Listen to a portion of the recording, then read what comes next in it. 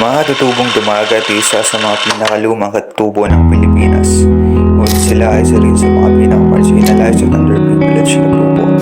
Ang mga katutubong dumagat ay nakatira sa mga bundok at kagubatan ng Luzon, partikular sa mga lalawigan ng Quezon, Rizal at Aurora. Sa bayan ng Mauban naming nakilala si Nanay. Ano pong pangalan niyo? Ako si Rosalinda El Del Mundo, Ilang taon na po? 70. Ay, ikaw po, ano pong pangalan? Ako si Sona El. Ilang taon na po?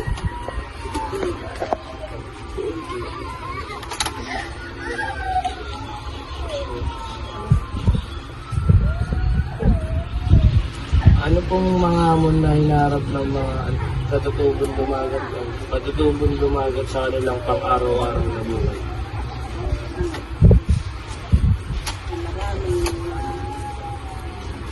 Maraming katulad ng sa pamumuhay. Kami talaga hirap sa pamumuhay. Dati naman, hindi nakakapag-aral ng mga bata. Kami pati.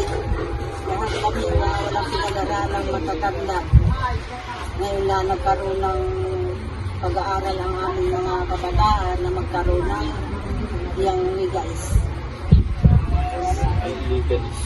Oo, yung hindi yan na nagbigay ng tulong. Yung bago pala yan na nakakuha niya, nakakatuto ng mga bata namin. Sa amin naman ay kami matatanda talaga, walang pinag-aralan kami. Kaya kami hirap na hirap nga din sa mga pagkukuhan diyan, sa mga nadalo diyan sa mga kuha, kami nahihirapan din dahil kami walang kaalaman. Pero ngayon nasasanay-sanay na kami. Hindi ko correct. Hindi ko kayang masasabi. Sa ganun po, talagang masasabi ko sa kasaysayan ko. Sabi ko nga sa mga anak ko, kung nakatulog sa akin, kahit paano, na tinutulong naman sa inyo, eh kayo magagawa ng gusto ninyo. Ayan, dahil ano naman, kasi may sundan. Ang kasundan is, paano ba ang mga katutubong dumagat nakikibaka sa mga pagbabago sa kanilang kapaligiran? Paano po ba kayo nakikibaka po sa inyo pong kapaligiran? Yung pagbabago po sa inyo. Tulad po yung sinabi niyo po kanina. Yung itatayo pong ano po sa at ay hindi pa namin nakukat, hindi pa nga nakatayo kung ano ang itutunan sa amin. Kumbaga po yung pinaplano pa. Oo. Kumbaga, ay, pero may tinatayo na sila, wala pa lang, hindi pa talaga kumpleto. Oo. Ay, malaki tinapito na yan, kaya sa karagatan na lang, ay amin pang panguha ng ulam, na ganila naman sinisira yung tabing dagat. Oo, tapos ay yung ginagawa nilang power plant, ay talagang malaking epekto sa amin. Kaya sila mabayad naman ng kaya nilang ibayad sa amin. Eh, ikaw pa nga po. Sa akin, ay talaga malaking epekto kami sa bitong inatay. Gawa ng kami nakakaso ng mga bitong. Hindi siyempre, magsisilayas na tuwalit mga epekto ng mga tubig. Tako. Isa parang kami takot. Pinat po kami matang laglagan na ang mga edisip ng epekto.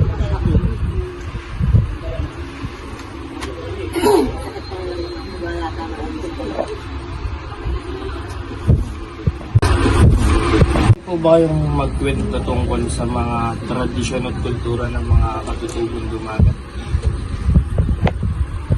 Mga karinig, tulad po ng mga karaniwa pong ginagawa Tapos yung mga karanasan na din. Karanasan namin mga katutulong, talagang kami nandiyan sa gubat. Kaya kami naninirahan. Talagang kami, pati sa tabing dagat, yan, pauwi-uwi, tabing dagat, gubat. Kaya kami sanay sa mga pagkain gubat, pagkain dagat, yan kami sanay. Yan ang aming inalis na dahil wala ang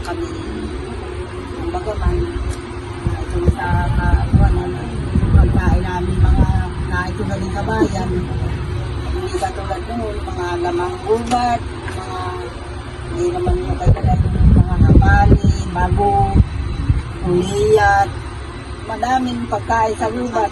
Ano po yung mga isda din po? Hindi, yung mga lamang gubat. Mga pangulam namin tapoy damo. Hindi, yung kumbaga may pinakang kanin. Ang mga pangulam na may baboy damo, punggoy, yung alimos, bayawa, kung ano-anong hayop diyan sa gubat, yung mga pangulam. Hipon, palos. Ano mga pangulam namin diyan sa kuwan. Pero sa ngayon, madalang na, nakukuha na pati niya mga makinang dinadala rin sa bundok. Kakaunti lang nanguhuli namin.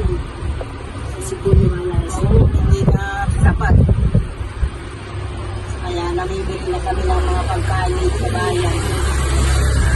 Yung mga tradisyon niyo po kayo sa bilang magtutubo. Aba, ay kami.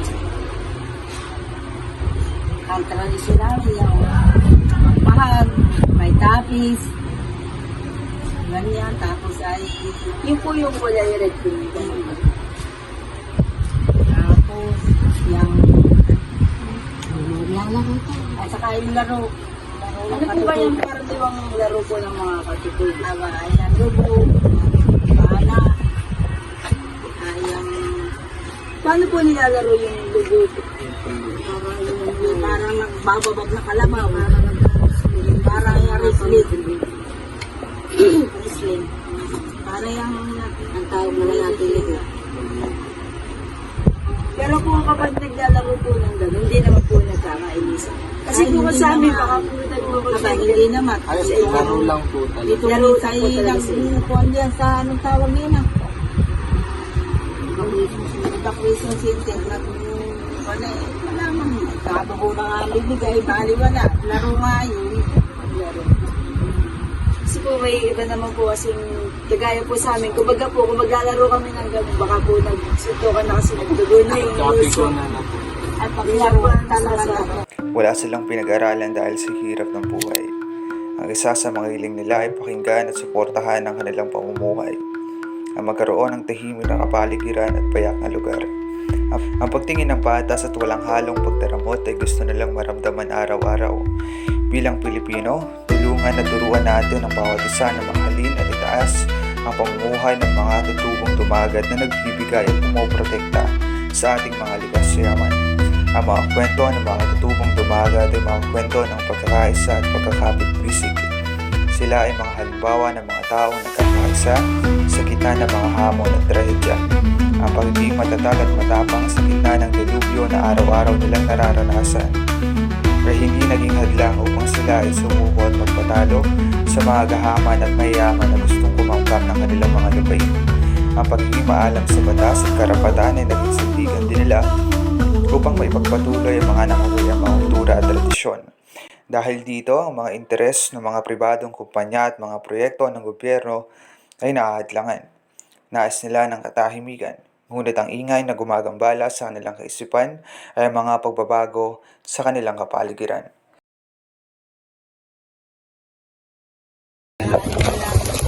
Sige lang naman. Ito po. Pagpasensyahan nyo na po yung konting tulong.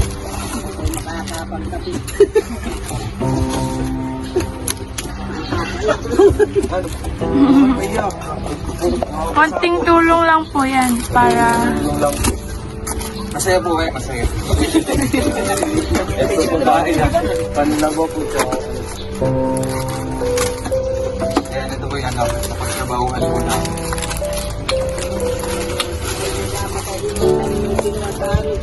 Mga papa Harap ko sa para po talaga yun. picture natin siya.